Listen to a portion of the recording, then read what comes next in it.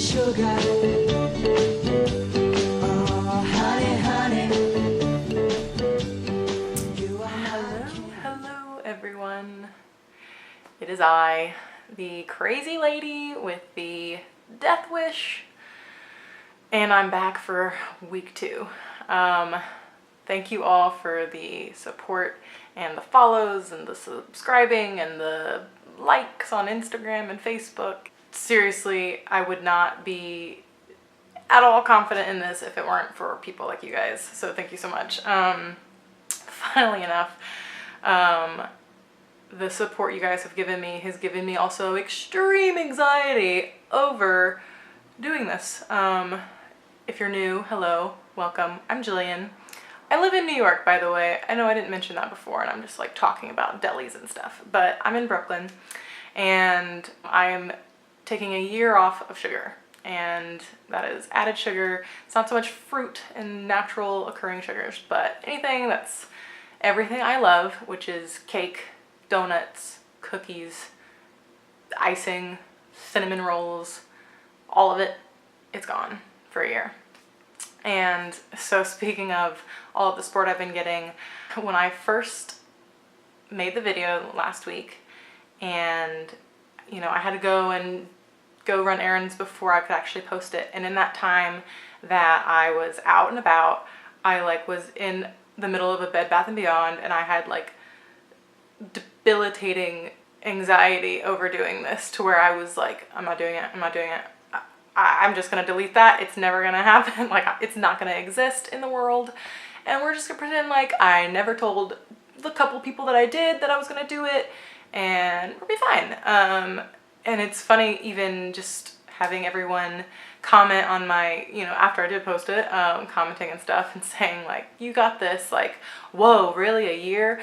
Things like that. I was like, oh my God, you're right. I'm crazy. A year is a long time.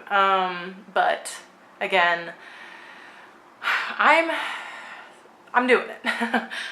Someone had asked me on my YouTube, about why necessarily I was choosing a year, and basically for me, the fact that I know, you know, if I did 6 months, if I did it for a month, you know, if, you know, even doing Whole30, which was no sugar, the moment that was done, and halfway during, I did have a cheat day because it was Valentine's Day and my boyfriend and I were both doing it. So I was like, you know what, we're getting some vegan ice cream at least. You know, I couldn't even keep it for a month. So I knew I needed to really set the bar really high, especially because it is something that like, it is just such a constant. I was thinking about like, you know, would this mean as much to me if I decided I was really just gonna like give up all dairy, or, you know, this and that. And I knew it wouldn't, because I know that sugar is my kryptonite more than anything.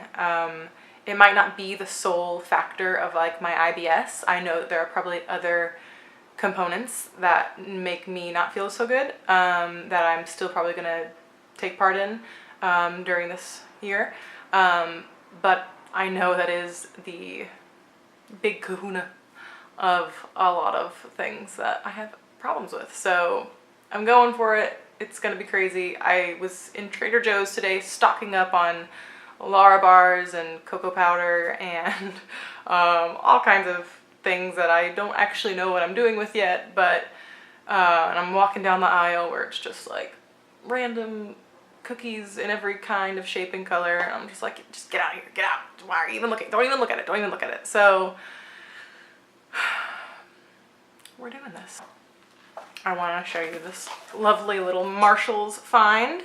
I don't know if you can read it. It says, "You totally got this." And every day it has little like dates written there. And so every day, this is like my no sugar journal, and I've been writing in it, and I've been monitoring everything. I've been kind of writing everything down. I do want to just give a shout out to my good friend Mark. I'm not sure, Mark, if you remember this conversation, but the other night at the bar that I was drinking water at, you came up to me and you told me about how you did this with a couple of items in your life as well, and you had this brilliant inspiring thing that you said. So you basically said recognizing the ways saying no to this thing, this addiction, will allow you to say no to less hard things and see more clearly where you want to be. I just thought that that was really cool because it is a hard thing. And the fact that I can look it straight in the eye and say no to it, it all of a sudden makes saying no to those little things in life just so easy because, you know, you're facing this much more difficult thing, you know, to you personally. And, you know, I mean, even this week I've already kind of started seeing in myself things that I know I want to work on in terms of my confrontation skills or, you know, what I want out of my career, things like that, and just not being so afraid of them anymore. So thank you, you know, sugar addiction, for showing me all these new things that I didn't know would come out of this. So my week so far, you could say that I feel good, but I also don't feel good.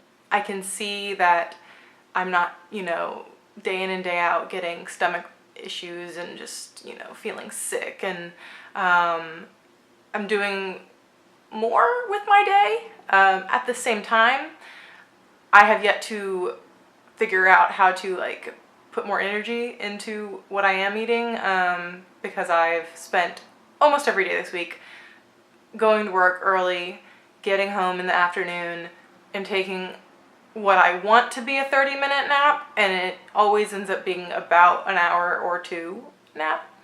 So I'm definitely not quite at the point where I'm like sufficiently eating well.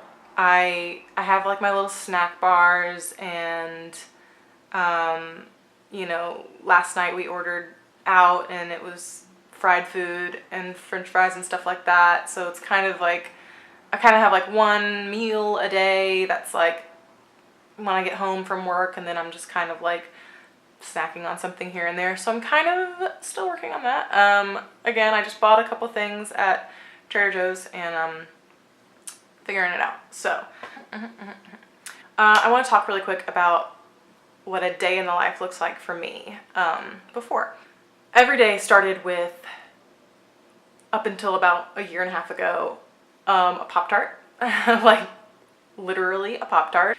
Every night would pretty much consist of, when I'm walking past the deli on the side of the street, getting a salty and a sweet every time.